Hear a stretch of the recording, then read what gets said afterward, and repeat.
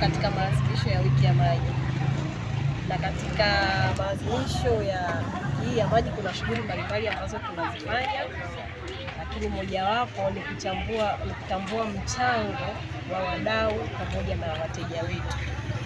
Kwa hiyo tulikuwa tumeandaa tuzo mbalimbali kwa ajili ya wateja ambao wanalipa vizuri bili za maji, lakini tuna tuzo maalum kwa ajili ya mdau ambaye amekuwa yuko bega kwa bega na SUWASA, kwanza katika kulinda miundombinu ya maji, kutoa taarifa za mivujo, lakini kutoa ushauri pale unapohitajika.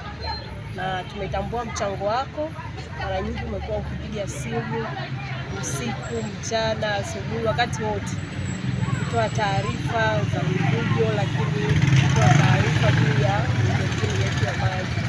Kwa hiyo tumeona ni vizuri kuendelea kukutia moyo kwa kazi njema ambayo unaifanya kwa kuandalia tuzo maalum ambayo wewe utakuwa nayo, utakuwa unakumbuka kwamba nina mchango mkubwa katika taasisi yetu ya maji. Kwa hiyo tunashukuru sana. Nafahamu huwa anapokuwa na juhudi ya kutoa taarifa, nafahamu madhara yake, kwa sababu unapoona kwenye grupu mtu katuma ujumbe mbabana, kwangu mimi huko hakuna maji. Sasa unapokuta sehemu maji yanamwagika, lazima uguse kwamba huyu anayetoa taarifa kama kuna maji huko yanamwagika, alafu huku mtu mwingine analalamika hakuna maji, ile inakuwepo na inaniuma. Kwa hiyo ndio maana huwa anachokifanya kila ninapokuta mahali maji yanavuja, kwa huwa natolea taarifa kwa wakati, na ni kweli baada ya dakika 2 tu nikitoa taarifa, baada ya dakika 2 dakika 1 tu simu imepigwa sehemu gani na waelekeza. Na ndio maana huwa nikiandika huwa natoa kabisa, naandika kabisa kama utapotea hapo mahali nipigie nikupe maelekezo, na ni kweli huwa nawaelekeza, na muda mwingine na naenda mpaka mwenyewe pale pale. Kwa hiyo nafurahi sana kwamba hata ninapojibiwa kwenye grupu kwamba bana hapa mahali pametekelezeka, na ni kweli hapo mahali pametekelezeka. Kwa hiyo mimi nashukuru sana SUWASA, kwa hizi mko makini sana, naomba sana mtanue wigo. Na ndio maana hata kipindi wanasema kipindi ulipotokea wizi wa mita katika watu ambao walizunguka bila kwa nani, yani kwa kutumia nguvu yao, mimi nimezunguka kweli kusaka wale wezi, na nilikuwa nawasiliana na polisi bila hata nyinyi SUWASA kujua, na walikuwa wananipigia. Kwa wanapokuwa anaiba huku mimi napata nafuatilia mpaka wakaja wakahakikisha wakawapata wale polisi. Mimi nilikuwa nawasiliana nao mara kwa mara mpaka kuhakikisha mpaka wale wezi, na walinipa taarifa bwana, wale wezi tumewapata hapa. Kwa hiyo yani hile ni miundombinu ya wananchi wote.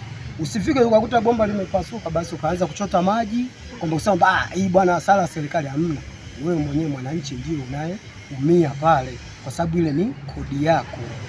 Kwa hiyo unakosea unaposema kutoa taarifa kwa watu ili watu marekebisho yafanyike.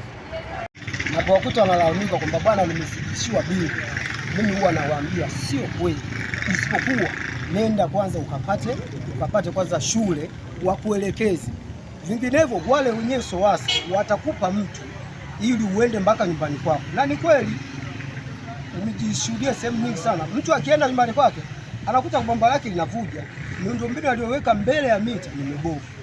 Kwa sababu matokeo yake yanapelekea bili, mita inazunguka yeye ajui. Anachokifanya ile mita anafunga kufuli. Anapofunga kufuli, msoma mita akifika pale nyumba haina mtu. Kwa anachokifanya pale maana yake analazimika sasa na wewe uko kwenye shughuli zako. Pale nyumbani hamna mtu. Ile mita inazunguka, yale maji inaonekana labda umechimba shimo sehemu. Yale maji yanapotelea kule hayaonekani juu. Kwa hiyo ndio shida sasa inayokuja kutokea changamoto. Unakuta bili kubwa, wewe unalalamika SUWASA.